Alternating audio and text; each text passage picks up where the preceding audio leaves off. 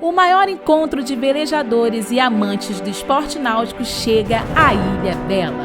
Reconhecida nacionalmente como a capital da vela, Ilha Bela sediará em julho de 2023 a terceira edição da Vela Show. Empresas, escolas e associações de todo o Brasil vão apresentar o que há de melhor em tecnologia, com exposição de produtos, serviços e workshop. Além de palestras com renomados velejadores, a Regata Vela Show, com classe diversas, aproximará a comunidade a um ambiente de esporte de forma saudável e familiar. Vela Show. Os bons ventos te trazem aqui.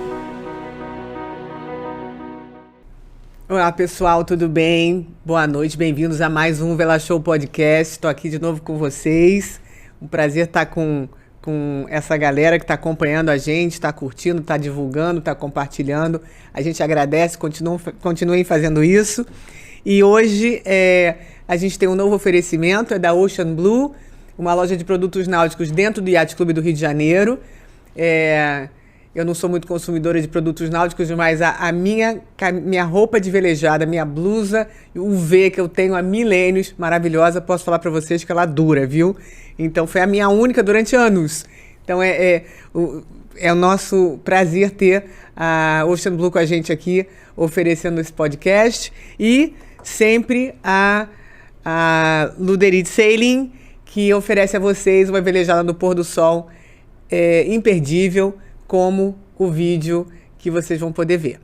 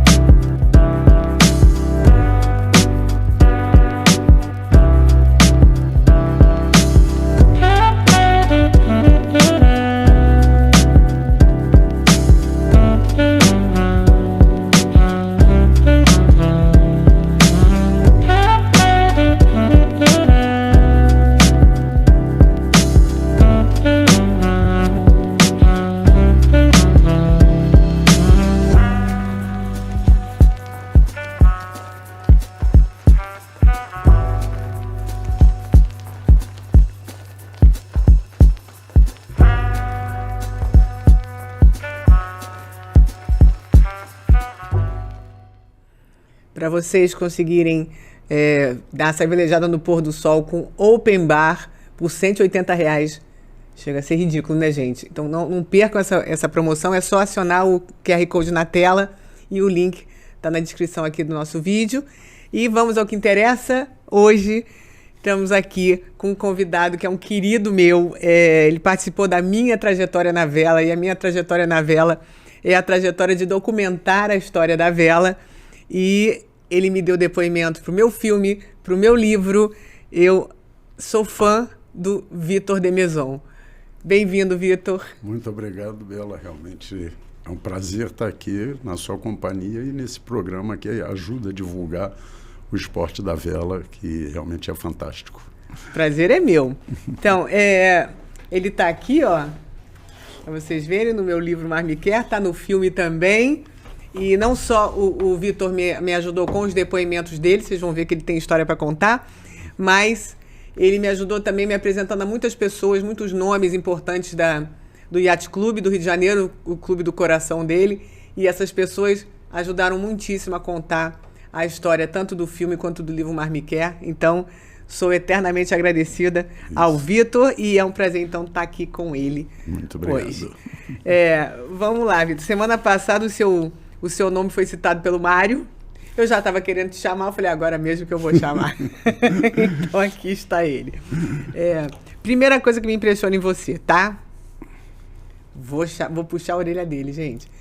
Como um atleta que há tantos anos participa de competições e é tão ativo, fuma que nem você fuma. Olha, realmente é um contrassenso, né? Eu não recomendo nada a ninguém, mas eu sou um privilegiado, porque eu tive um problema no pulmão, fui diagnosticado, em princípio, como câncer, e não era tuberculose adquirida em obras, porque eu sou engenheiro civil, E ninguém entende, até hoje eu faço acompanhamento, ninguém entende como eu não tenho o menor vestígio de efizema pulmonar. Isso não é uma propaganda, não é para ninguém fumar, tá? Realmente não recomendo a ninguém, mas eu sou um privilegiado. Será que é a brisa marítima que talvez limpou aí o seu pulmão? Pode ser, né? Talvez. E você acha que você teria tido mais fôlego, mas se você não tivesse fumado? Com certeza. Com certeza. O cigarro realmente me prejudicou bastante, continua me prejudicando, mas, como diz, tem um ditado, né? Quem é burro pede a Deus que o mate e o diabo que o carregue. Eu continuo fumando até hoje. Não tanto, mas está difícil de largar. Então vamos falar do outro vício que é mais importante, que é o vício da vela, né? Isso. Que todos vocês são viciados. Primeiro, de Maison, seu sobrenome é um sobrenome francês. Exato. Você, a sua família é francesa? Porque os franceses têm uma grande tradição de vela, né? Na realidade, a origem é francesa. Meu avô era francês, minha avó é italiana, se mudaram para o Canadá. Meu pai nasceu no Canadá e veio para o Brasil depois da Primeira Guerra. E meu avô tinha uma canoa canadense, que eles andavam nos lagos lá no Canadá, e trouxe para São Paulo. E passeava ele, minha avó e meu pai na represa de Santo Amaro. E quando meu avô faleceu, meu pai, que era autodidata, pegou um livro, viu que tinha algumas pessoas nos Estados Unidos que colocavam vela, leme, bolina na canoa, transformou a canoa dele num barco à vela e começou a velejar. Ai, que maravilha. E dali as pessoas já velejavam em classes, não existia praticamente classe, acho que a única classe que existia na represa era o 20 metros, ele foi chamado pelo velho Paul Bocuse, que era uma família tradicional de vela. Hoje é o Cláudio Bocuse. O Claudinho é neto, né? Tal. E aí foi ensinar meu pai a correr regata. E ele, como autodidata, comprou todos os livros possíveis e imaginários a respeito de regras de regata, como velejar. E dali ele começou e existiu muito intercâmbio entre Rio e São Paulo, que estavam começando com a classe Sharp, principalmente. Uhum. E aí ele conheceu o Hélio Araújo. Nesses intercâmbios, o Hélio convidou ele para vir para o Rio de Janeiro correr o Campeonato Carioca de Sharp. Isso se repetiu durante 3 anos e quando a minha avó faleceu, meu avô já tinha falecido, quando minha avó faleceu, ele se mudou de armas e bagagens para o Rio de Janeiro e aí foi para o Yacht Clube do Rio de Janeiro, em 1944, se eu não me engano, e houve uma cisão no Yacht Clube do Rio de Janeiro entre a família Pimentel Duarte e os Bering de Matos. E aí o Dr. José Cândido se mudou para o Guanabara, onde ele já remava. O Clube de Regatas Guanabara era um clube de remo. E a maioria dos bons velejadores foram juntos. E meu pai foi para lá e acabou virando imediato da Iole Vendaval, que é famosíssima. Uhum. E correu de Guanabara, Sharp e tudo, tanto com o filho do José Cândido como com o cunhado, que é eu me esqueci o nome agora, daqui a pouco eu lembro. E aí ele deu sequência à vela. Com o falecimento do Dr. Pimentel, em 1950, ele voltou para o Yacht Club e se dedicou à classe Star e à classe Oceano. E aí levava a gente pequeno, né? Nós éramos 3 irmãos.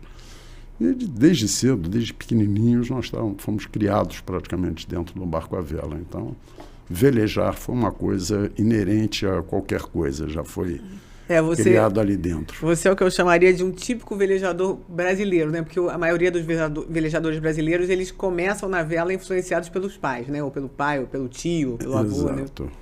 É muito difícil porque o acesso ao mar é uma coisa muito cara, né? Você tem que entrar como sócio de um clube, que é o que realmente encarece bastante. E eu tive a facilidade, que meu pai era do iate, eu fui criado ali dentro, aprendi a nadar na piscina. Não existia a piscina que hoje tem no Yacht Clube do Rio de Janeiro, eu aprendi a nadar ali na piscina das lanchas. Depois, obviamente, meu pai me colocou num clube de natação, no Flamengo, Guanabara. E eu imagino que aquela piscina ali fosse uma piscina transparente, né? Totalmente transparente. Era um negócio impressionante. A Baía de Guanabara toda era transparente, né? Você velejava e tinha raia, jamanta pulando, tinha golfinhos, tinha tudo. E com o passar do tempo, realmente se tornou o que ela é hoje, embora esteja melhorando. Quando é que você sentiu que você percebeu, né? Porque a gente percebe aos poucos uma mudança radical como essa, né? A gente hoje, graças a Deus, está limpando de novo, mas você foi percebendo aos poucos essa poluição ou um dia se deu conta de que estava impossível de entrar? Olha, eu acho que começou, o primeiro impacto que eu tive com relação à poluição foi quando nós estávamos velejando e apareceu uma mancha de óleo gigantesca e nós não sabíamos o que era aquilo. E voltamos todos imundos, cheios de óleo, porque depois viemos a saber que os tanques dos navios eram lavados dentro da Baía de Guanabara. E com a expansão da cidade, num crescente, não existia tratamento de esgoto, tudo jogado em rios e dentro da Baía de Guanabara. Então nós fomos vendo ela se degradando aos poucos. A partir de que década você sentiu isso mais forte? Isso, final dos 60, começo dos 70, praticamente nos anos 70.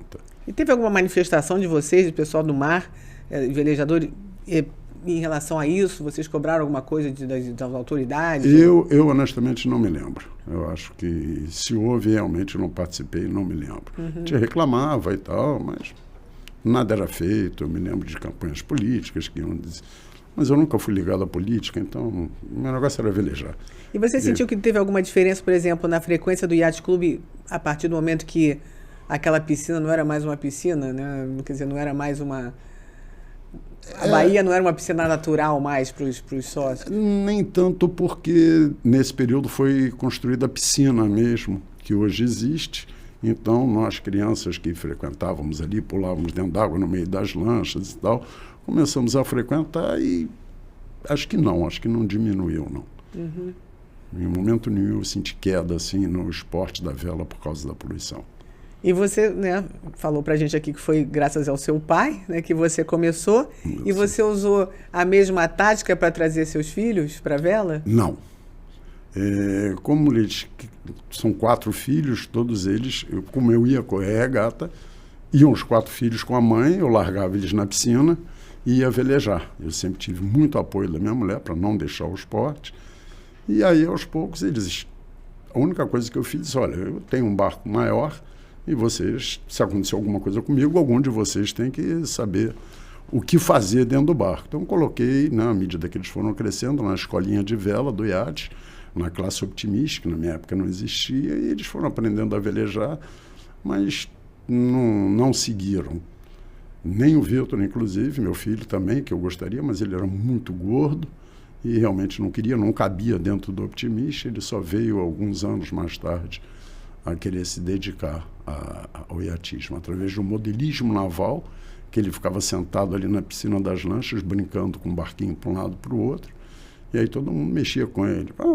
Vai andar em barco de verdade, vai andar em barco de verdade. Um dia ele me pediu para correr, nós fomos para São Paulo, correr um campeonato, e eram assim, uns 50 barcos, né? 2 regatas por dia durante 3 dias. Na primeira regata, sem saber absolutamente nada, eu tirei 48º. Ia ter a segunda, eu perguntei, gostou, quer velejar de novo? Não, eu gostei, eu só não sabia que você era tão ruim assim. Aí eu, tipo, que isso, cara? Você não sabe nada. Você quer correr a sério? Então, vamos correr a sério. Agora, eu vou te xingar, eu vou te bater. E aí, realmente, na segunda regata, nós tiramos 4º lugar, aí ele já ficou todo feliz, aí ele realmente começou a levar um pouco mais a sério, pediu para velejar todas as regatas comigo, participar de treino. E aí foi uma união muito grande que permanece até hoje, graças a Deus. Ele segue velejando? Segue velejando. Bem menos, né? Porque hoje ele trabalha, está com 36 anos, está casado. É o que ele fala. Disse, olha, ele até é muito talentoso. Isso foi me dito por uma senhora, que já é falecida, que foi a Bibi Juetz, que dava aula de vela no iate. E a Bibi uma vez pegou o Vitinho para velejar, voltou e falou, Vitor, eu acho que quem tem que correr no leme do seu barco, na classe Sinai, é o Vitinho. Ele tem um talento que é uma coisa que eu raramente vejo em algum velejador. Eu não levei muito a sério aquilo e tal. E um dia eu não pega, a gente treinava muito todo final de semana, e um pega, eu fingia assim, fica aí, corre no leme. E realmente eu vi que ele levava jeito. E meu barco era um barco de madeira. Era não, ainda é porque eu continuo com o mesmo barco. Aí eu comprei um barco de fibra, fabricado pelo Lemão, medido até pelo Mário, e falei, esse barco aqui é seu. O dia que você quiser velejar, você me avisa e toma posse do barco. E ele mesmo montou, me fez comprar um monte de ferramenta, ele tem uma habilidade manual fantástica, e ele mesmo montou do jeito dele.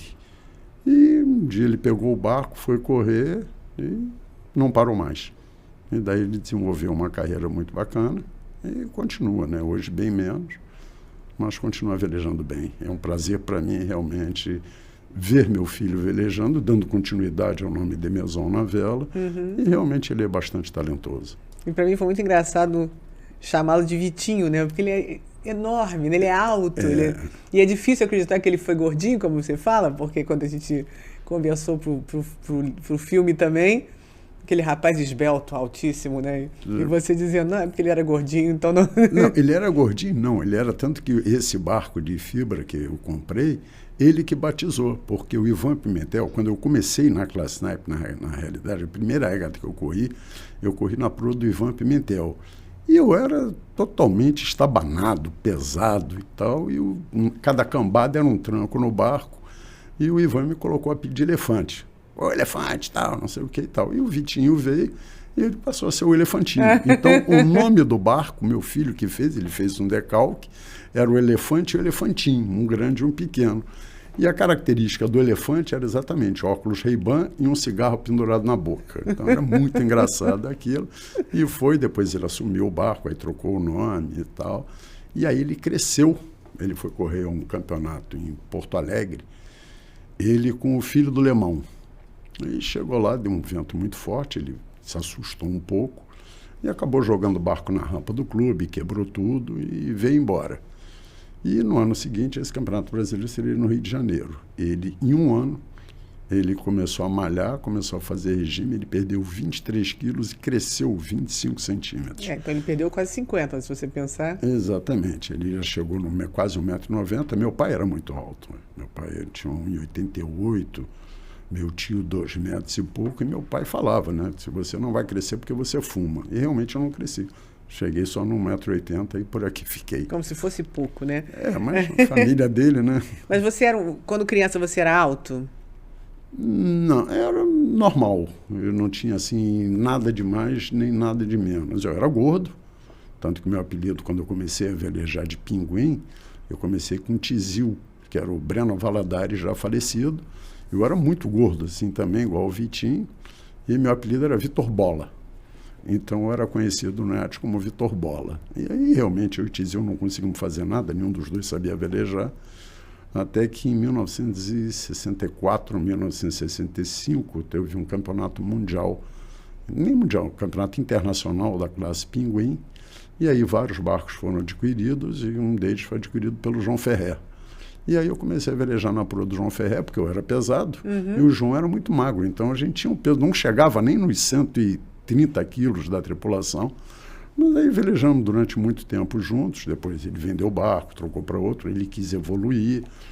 Meu pai faleceu, aí eu fiquei meio, né, que meu pai faleceu, eu tinha 14 anos. Aí eu fiquei meio perdido, meio sem saber o que fazer. Eu fiquei com o Star dele, claro que eu quebrei o Star todo, né? Você imagina, um garoto de 14 anos com pouca experiência, quebrei macho, quebrei retranca, quebrei tudo, mas fui muito ajudado por duas pessoas na classe Star, que foi o Harry Adler e o Peter Simpson. O Peter me deu o jogo de vela, o Harry me deu retranca, de presente, tudo. Eles faziam de tudo para que eu não me afastasse da vela. Então, eu realmente sou muito grato, não me afastei, mas não dava para manter o Star. Realmente era um barco caríssimo. Aí eu acabei vendendo e comprei um Snipe. Então, você basicamente passou da classe Pinguim para Snipe. Para o Snipe, exato. E que classe você correu na vida? Você correu em várias, né? Tudo. Todas as classes. Até porque, na época, existiam muito poucas classes, né? Eu assisti à chegada de várias classes. Na realidade, o Snipe, depois que eu corri algumas regatas com o Ivan, e foi até uma coincidência, porque eu assisti a entrevista do Mário Eugênio, e o Mário, quando foi para a Europa, ele tinha um Snipe que era o Suduca 2, e ficou jogado lá no iate. Eu não sei como, nem me lembro como, eu pedi emprestado o barco. E comecei a velejar com o barco do Mário, que eu acredito que o barco de madeira tem alma. E o barco realmente era um foguete. E nessa época eu estava primeiro científico, alguma coisa assim, e tinha um rapaz que nós lutávamos, né? Eu comecei a lutar, porque como eu era todo estabanado, desajeitado, desequilibrado, eu comecei a lutar, praticar karatê para tentar, né, coisa de base, ficar em pé sem cair tanto, né? Porque eu caí até do barco, era um vexame. Era um negócio horroroso. Tá vendo, gente? Quem começar e tiver problemas, É assim que se começa, né? Exatamente. Não é para desanimar. Não, nunca. E aí, realmente, nós estávamos juntos, eram dois, vamos dizer, animais, dois muito fortes. Eu falei, vamos correr de snipe. Aí começamos a velejar, e não sabia nada, eu também não sabia grandes coisas, mas nós éramos muito fortes. Naquela época não existia muito catraca, não tinha nada disso. Os cabos eram um negócio que você ficava com a mão cheia de bolhas e tal. E aí nós velejamos juntos durante muito tempo.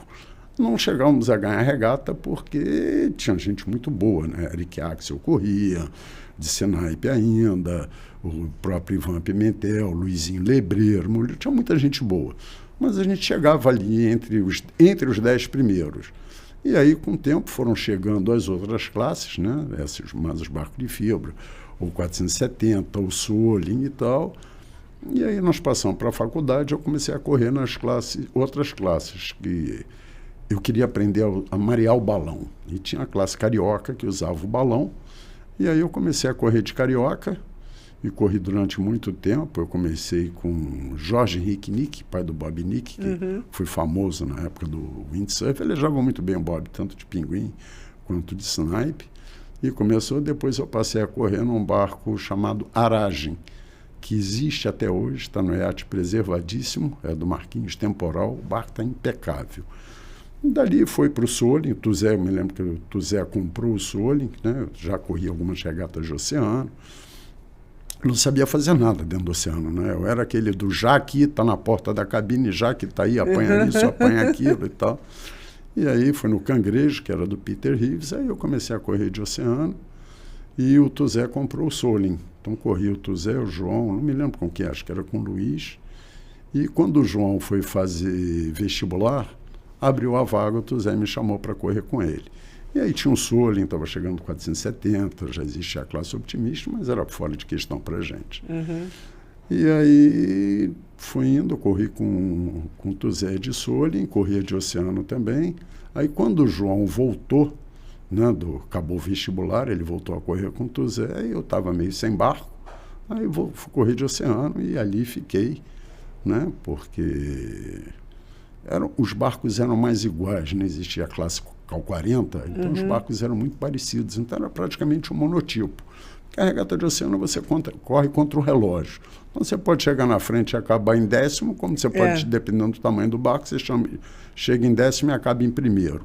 Mas como a classe eram 5 ou 6 barcos dos Cal 40, a disputa era grande e a tripulação, nós saímos para treinar muito, né? Queríamos ganhar, tudo garotada e tal. Aí falei, vamos ganhar. E o proprietário, que era um médico, o Dr. Jorge Joaquim Castro Barbosa, chamava-se Poseidon, ele era oriundo da classe carioca também.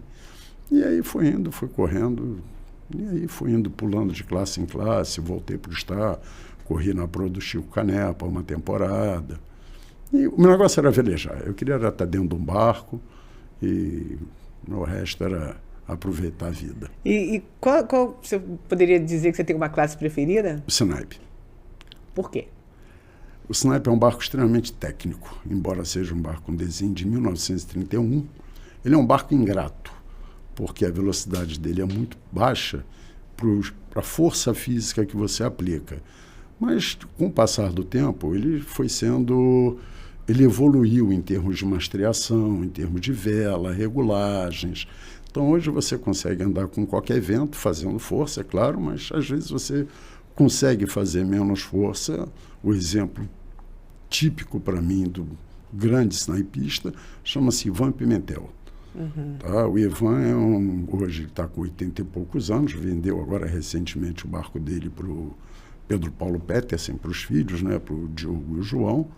Mas o Ivan andava em qualquer condição e nunca foi de fazer muita força, não. Eu sei porque eu corria com ele, nós corrimos J24, também, além de estar J24, nós ganhamos até o Sul-Americano, vamos correr o Mundial na França. E o Ivan não era muito chegado, não. A sorte dele é que tinha, como diz o elefante, para cuidar do barco. Então, realmente, o barco era... Ele chegava, o elefante, o barco está com água. Eu falei, não está com água coisa nenhuma, Ivan, para de reclamar e vai. Porque ele é um reclamão, mas é um coração, assim, maravilhoso. O Ivan é uma pessoa fantástica. Tenho uma admiração e um respeito por ele muito grande. E o snipe é isso.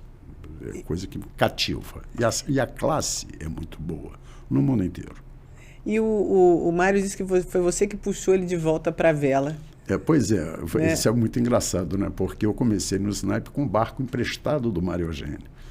E depois ele tinha que vender o barco, eram problemas lá dele, família e tal. Eu não tinha dinheiro para comprar. E foi por acaso, eu estava na Urca, porque o tio do Santinha, que você conhece, o Luiz Santa Cruz, ele era muito hábil também. E eu tinha rachado o meu leme e o Luiz estava consertando em casa. E eu fui lá apanhar. Aí saiu o Luiz com o leme na mão, o Mário Eugênio, estou vendo, não reconhecia na hora. Ele falou, isso é um leme de sniper? Eu falei, bom, para alguém perguntar é porque conhece. Quando eu olhei, eu falei, pô, mano, que isso? Eu moro aqui, volta a velejar e tal, estou com um barco sobrando. Eu tinha ganhado um barco de presente de um velejador, como é que era o nome dele? Lourival Antunes Maciel, que se mudou para São Paulo e deixou o sniper dele lá jogado. E aí o Mário veio com um grande amigo nosso também, que faleceu inclusive, que chamava-se Maurício Clabin, filho do Israel. Eles tinham sido companheiro, o Maurício já tinha sido snipista também. E aí começaram a velejar e aí foi impulsionando a carreira do Mário. A fabricação dos barcos com lemão também aproximou muito o Mário, virou medidor da classe. E estamos juntos até hoje, né? Eu não participo tanto de regata por problemas físicos. Eu tenho um problema na bacia, tive um problema no pé, que me afastou um pouco de velejar. E hoje eu atuo mais como juiz de regata ou júri para penalização da regra 42, que é o bombear, enfim, da tranco e tudo mais. E além do Mário e do seu filho, você acha que você influenciou mais gente, trouxe mais gente para o mar? Na época de oceano, sim, eu trouxe muita gente para fazer parte de tripulação, porque a classe oceano, você bota aí 8, 10 pessoas por barco. E realmente tinha uma carência muito grande. Então eu chamava alguns amigos da academia, do colégio, da faculdade, e fomos agregando, mas na realidade durou pouco. Não ficaram? Não ficaram. Aí acabaram, porque você faz muita força, né? Naquela época não tinha roupa de tempo, não tinha nada. Você corria uma Santos Rio e você chegava congelado. Os barcos eram lentos, você demorava 3 dias para fazer, menos que você pegasse o sudoeste e vinha de vento em popa e tudo bem. E a única regata prazerosa grande que eu fiz foi Salvador Rio, que realmente você vem com vento em popa de lá aqui, quer tomar banho, procura um pirajá, que é aquela nuvem que você vê a chuva, ia lá, tomava banho e tal. E aí fomos indo, e eles foram se afastando, né? A vida profissional também vai afastando muita gente. E você falou dessa velejada de Salvador para cá. Qual, na tua história inteira, você tem algum evento, algum momento, alguma velejada que tenha marcado mais a tua memória? Teve. A minha primeira Santos Rio, que foi no Cangrejo, que é um barco de madeira, um barco antigo. Eu velejei algumas vezes o Cangrejo, maravilhoso. O barco é maravilhoso, mas ele, um barco, como a gente dizia, era um barco educado, porque ele cumprimenta todas as ondas, ele dá uma caturrada e molha tudo. E na época nós não tínhamos um barco que fazia água, e nós não tínhamos uma roupa de tempo, você tinha um casaco de lã, e nós pegamos uma lestada muito forte, né? Ela aumentava e diminuía a intensidade, e nós tínhamos que ir na proa trocar vela, né? Era eu e o Dandão, caso Eduardo Moraes Lima, está até hoje lá no iate, trabalha com venda de barco, que tinha que ir para a proa trocar vela, a gente ia de sunga e voltava congelado, né? Porque o barco afundava. Nossa. E aquilo me marcou muito, que eu falei, eu jurei, né? Tal, e por incrível que pareça, nós ficamos em segundo lugar nessa regata, como eu não sei, porque tinha que tirar água, não tinha nada de plástico, as garrafas eram todas de vidro, e aquilo que ela catorrava você via, era tudo debaixo dos paineiros, e as garrafas vinham estourando, então vinha quebrando aquilo tudo. E o garoto, com 15 anos, eu olhava para aquilo e falei, o que eu estou fazendo aqui? Meu Deus do céu, minha mãe apavorada dentro de casa, você não vai correr, você não sabe nada, você vai morrer afogado e tal. Eu falei, peraí, mãe, seu marido correu a vida inteira. Não, mas quando eu conheci, ele já velejava e já era muito conhecido, muito E não era meu filho, né? Aquela coisa de mãe, né? Exatamente, não era meu filho. Você não, você não tem conhecimento, como é que você vai? Eu falei, pô, eu vou de ônibus. Mas para onde que você vai? Eu falei, eu vou para Santos. Mas como é que você vai chegar em Santos? Não sei, eu realmente não sabia.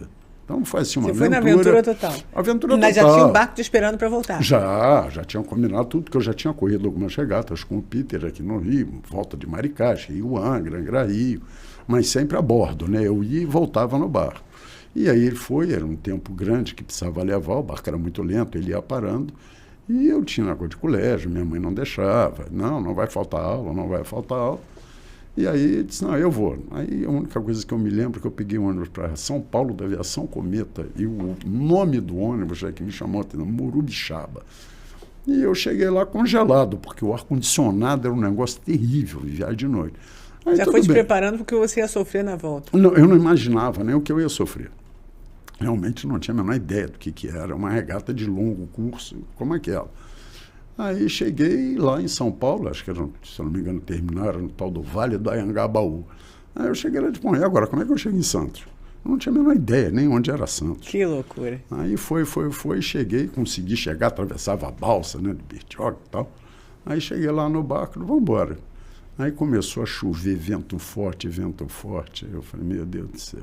Quando acabou a regata, eu cheguei em casa, minha irmã estava me esperando no iate, mais velha, que ela velejou muito com meu pai, de estar e de oceano também. E eu não, eu velejava por conta própria.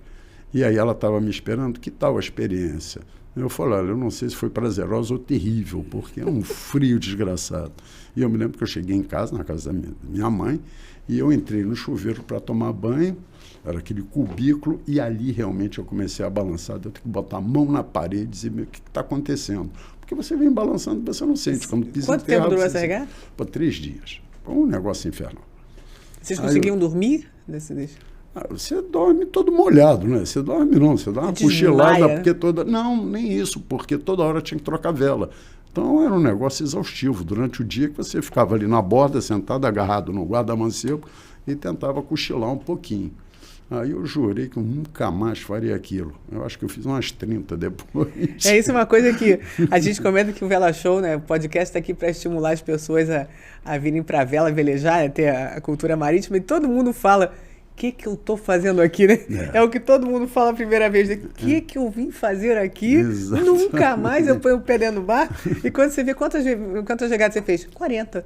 Né? Então, o que faz? O que você acha que faz o velejador sofrer desse jeito, jurar que nunca mais vai voltar, põe o pé em terra e já quer voltar para o bar? Olha, primeiro que é o prazer de você estar no mar, né? Ao passo que você pode estar debaixo de ventos muito fortes, você tem um visual, o contato com o mar é uma coisa muito prazerosa.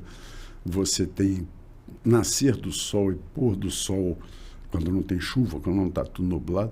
Aquilo realmente é o prazer. E o prazer da companhia, porque você, quando forma uma tripulação, que ela dura um pouco mais, a amizade é muito grande e você depende dos outros, assim como os outros dependem de você. Então tem que ficar sempre atento um com o outro. Aquilo cria um laço, um vínculo muito grande entre os tripulantes, né?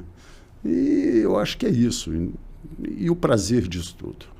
Uma coisa que me chamou muita atenção quando eu comecei a documentar o Brasil 1, né, na Volta ao Mundo, era que os tripulantes de um barco, quando chegavam em terra, eles iam tomar cerveja ou abraçar o tripulante do outro barco, seria o concorrente dele, né, na Volta ao Mundo.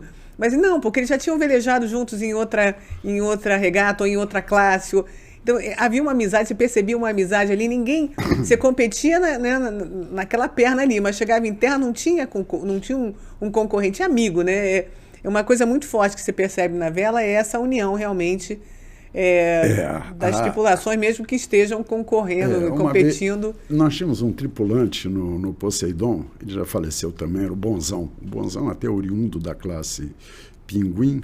Ele regula com o Mário Eugênio, regulava, né? Infelizmente já é falecido. Ele é da época do Mário Eugênio. Eu entrei um pouco depois, eu entrei com o Nando, o irmão mais novo do Mário.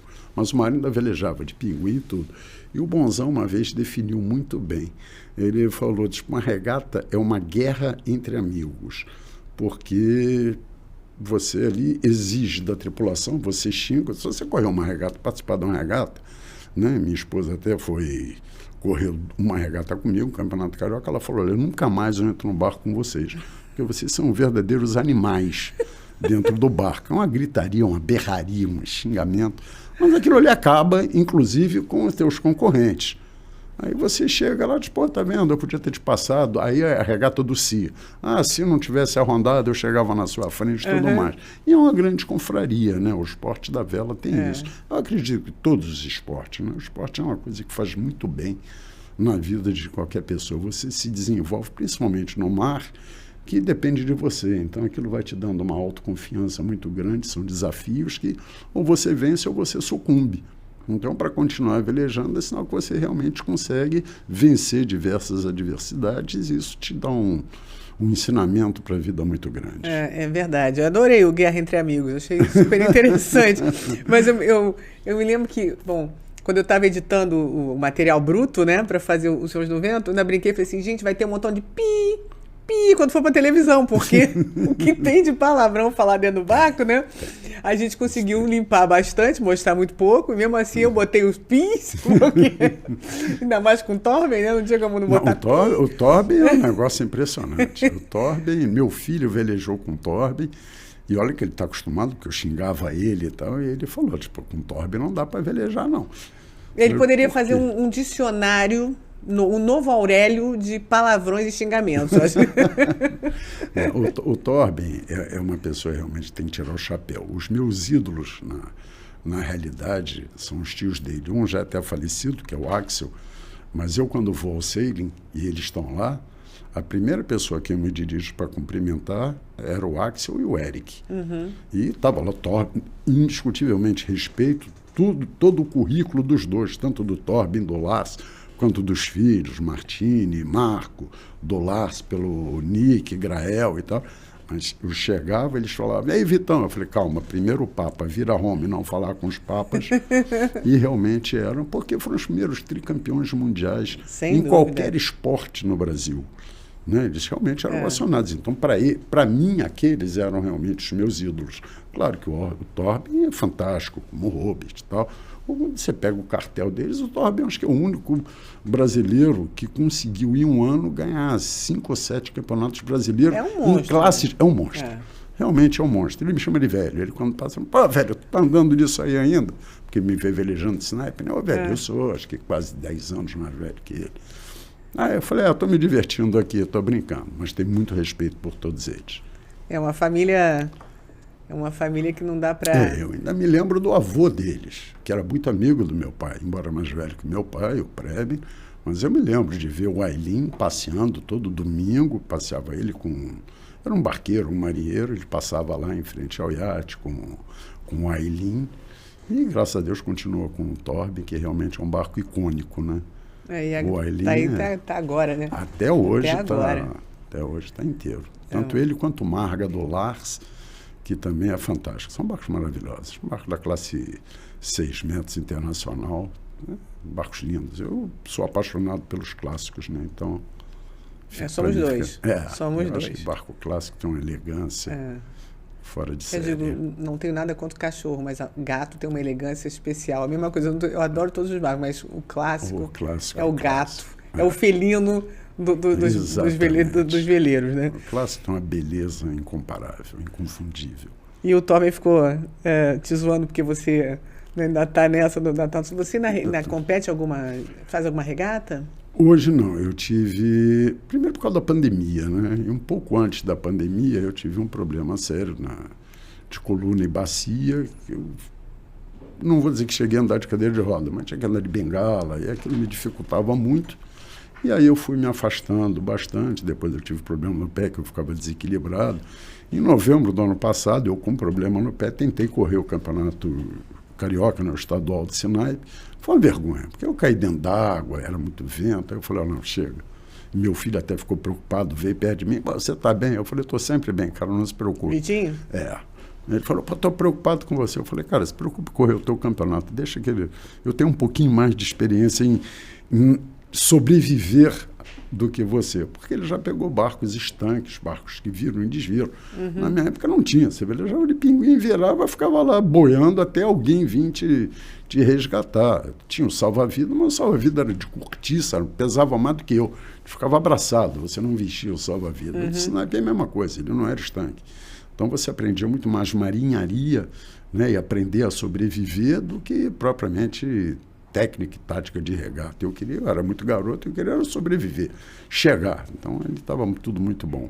E qual a tua função hoje dentro da vela, que você mais exerce?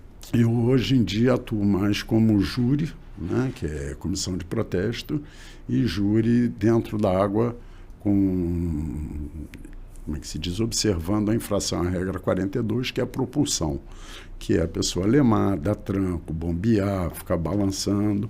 Essa é a função que eu exerço mais hoje para não me afastar completamente do esporte.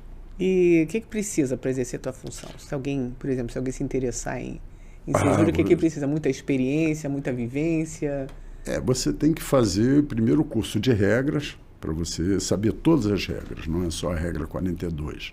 E você, para poder, eu pelo menos penso assim, como eu fui velejador, vamos botar assim, porque hoje em dia a minha participação é insignificante, mas eu sei observar o que uma pessoa está, até porque eu também roubava muito. Então, quem não rouba, não.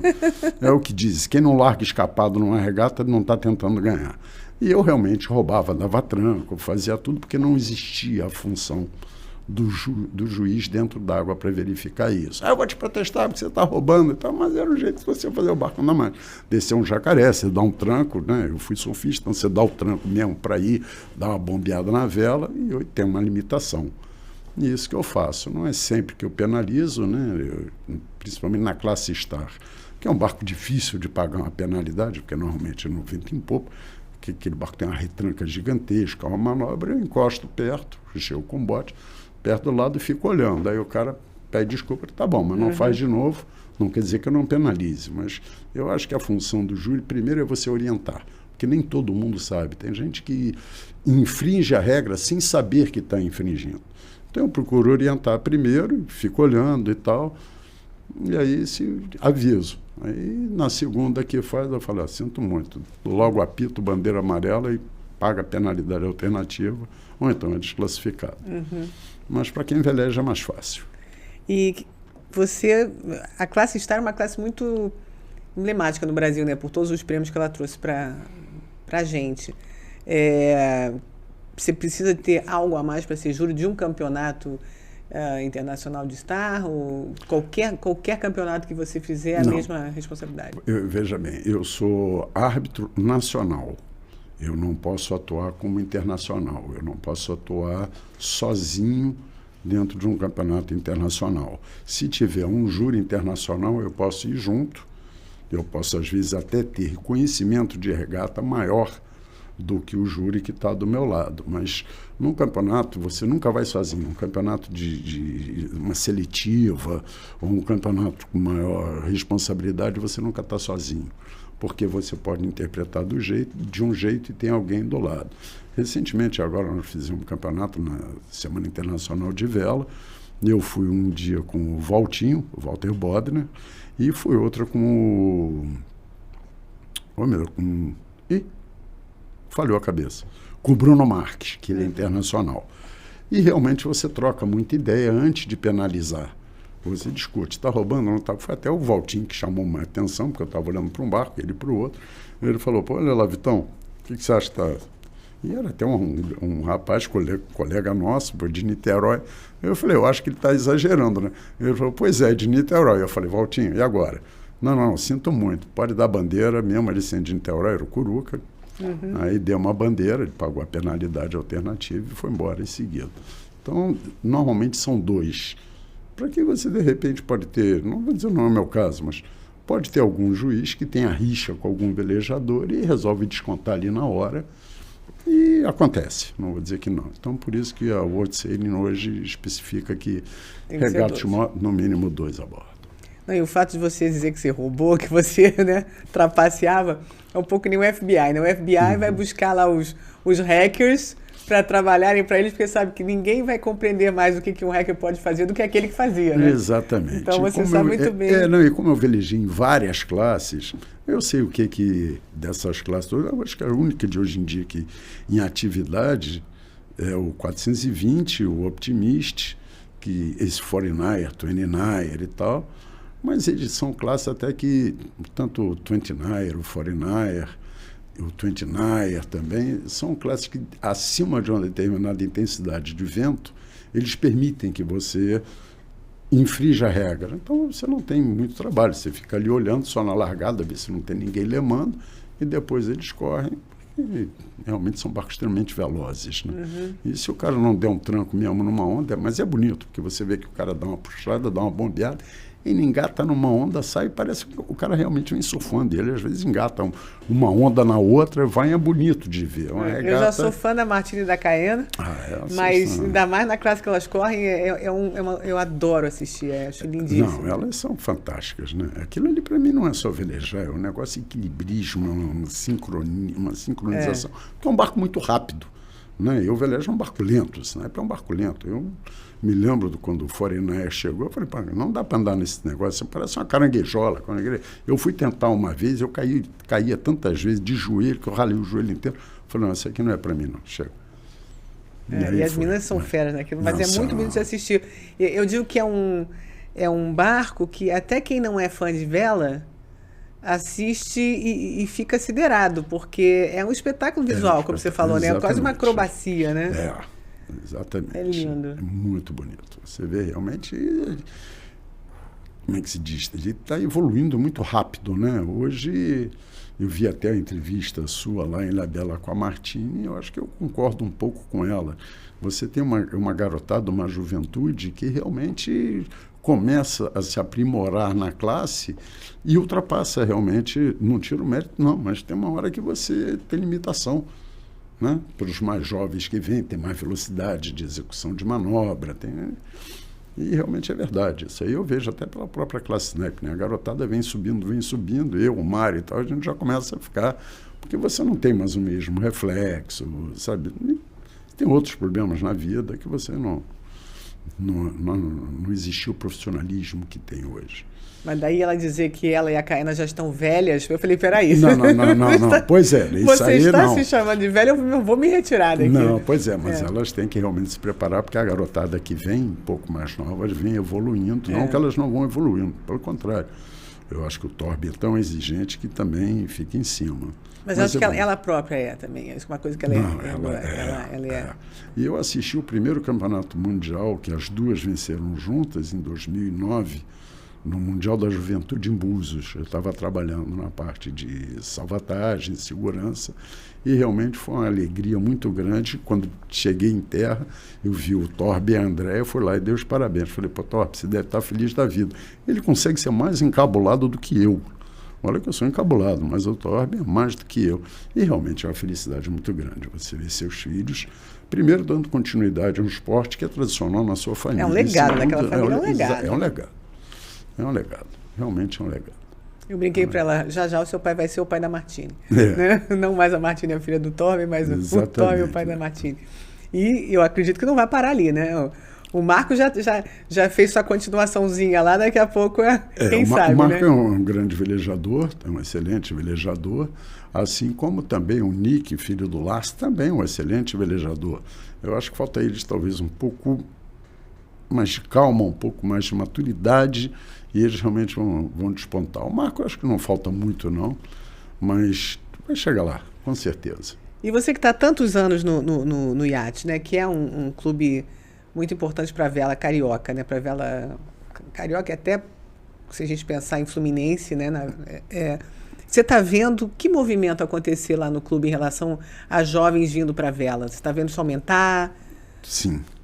Eu acho que hoje a Escola de Esportes Náuticos, né, ela traz o optimismo. No início era a garotada começando a velejar e depois realmente, acho que até com a conquista das medalhas de ouro, não digo nem do Conrad, mas do Torben, do Lars e do próprio Robert, começaram a ver que o esporte não era mais uma brincadeira e que aquilo tinha que ser levado a sério se quisesse realmente conquistar títulos internacionais. E aí começaram a colocar técnicos, preparar técnicos. Eu acho que a CB Vela hoje faz um trabalho magnífico, e foram formando técnicos, e a garotada foi e está desenvolvendo. Então você hoje tem velejadores fantásticos, né? Um maior exemplo, você vê a classe Optimist, fez 50 anos, nunca teve um campeão mundial. Teve um campeão mundial que foi o Alex Kuh, oriundo de uma comunidade em Ilhabela e orientado muito pelo Xande Paradeda, que aliás eu vi recentemente, nós estivemos em Portugal para o Mundial de Snipe, e eu realmente fiquei impressionado com o Xande, que não é nenhum garoto, como ele veleja. Ele se coloca na largada com 100 barcos, ele se coloca onde quer, larga do jeito que quer e sai ganhando. Ele começou mal, infelizmente. O primeiro dia foi muito ruim. A raia foi montada num lugar muito ruim e ele realmente botou 2 pedras no bolso, o que não deu para se desfazer, mas eu fiquei impressionado. Realmente, o Xande é um cara... Eu velejei com o tio dele, Marco Aurélio, no primeiro torneio brasileiro de match race. Eu fui proeiro do Marco Aurélio, ninguém conhecia, ninguém queria correr com o Marco Aurélio. O Simão me chamou, era o diretor de vela, e eu corri com o Marco Aurélio, que foi assim, o primeiro campeão mundial de pinguim que eu conheci dentro do Yacht Clube do Rio de Janeiro. Mas ele é dos Jangadeiros do Sul, né? Ele é dos Jangadeiros, mas o campeonato foi no Rio. E o match race, o primeiro campeonato brasileiro de match race, foi no Yacht Clube do Rio de Janeiro, trazido pelo Simão. E o Marco Aurélio fez o curso, e eu não chovia. Era um negócio, eu falei, não vou fazer porcaria nenhuma, para estar chovendo, eu vou ficar em casa, até porque eu sou de motocicleta, com chuva, eu falei, não, vou chegar todo molhado. E aí o Simão me ligou, pô, tem um gaúcho aqui, ninguém quer correr com gaúcho, ninguém conhece o gaúcho, você não quer correr com ele? Eu falei, pô, Simão, tá chovendo, cara, que eu vou correr? Quem é esse tal de gaúcho? Quem é o gaúcho? Ah, um tal de Marco Aurélio Paradeiro. Eu falei, não, pode dizer para o Marco Aurélio que eu vou. E realmente acabamos conquistando o primeiro campeonato brasileiro de match race. O Marco Aurélio é fantástico. E é tio do Xande. E o Xande realmente, para mim, hoje é uma sumidade. Ele estava em Ilhabela, preparou o Alex School. Hoje ele está em Florianópolis, se não me engano, preparando a Melissa, a filha dele, uma menina excepcional, que eu conheci desde pequenininha. E também está evoluindo bastante. O Xande é um excelente técnico. Primeiro, é um excelente velejador. E você falou desses projetos, né, que trazem os meninos de comunidade.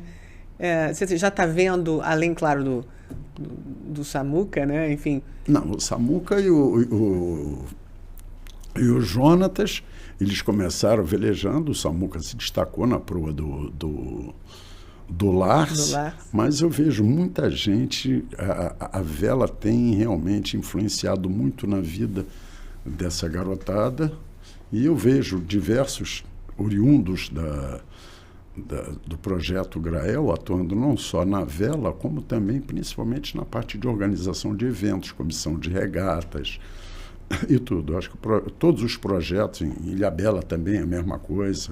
Eu fiz muita semana de vela de Ilhabela com Cuca e a Anne, trabalhando na comissão de regata e como comissão de protesto, e hoje eles realmente estão trazendo essas pessoas para que realmente ajudem no campeonato e aprendam a organizar, porque a gente não é eterno, né?